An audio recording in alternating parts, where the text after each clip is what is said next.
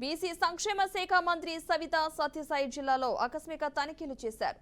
సోమన్దేవిపల్లి మండల పరిధిలోని కేజీవీపీ హాస్టల్లో ఆకస్మిక తనిఖీ చేసిన మంత్రి విద్యార్థుల సమస్యలు అడిగి తెలుసుకున్నారు.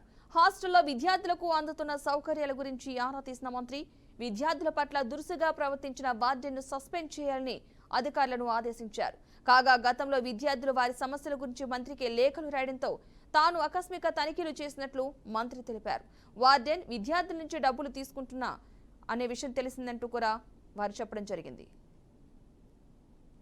నెల రోజుల నుంచి వాళ్ళ పిల్లలు ఎక్కడి నుంచి తీసుకురావాలి చేయిస్తావు చేయించినందుకే ఇట్లా నీ మెయింటెనెన్స్.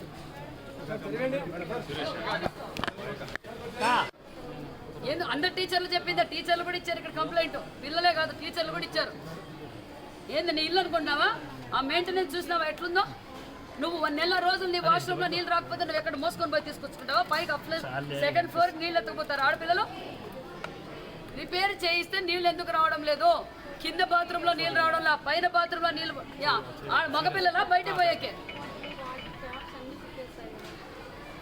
తిప్పేస్తారమ్మా. ఎన్ని రోజులు తిప్పుతావు?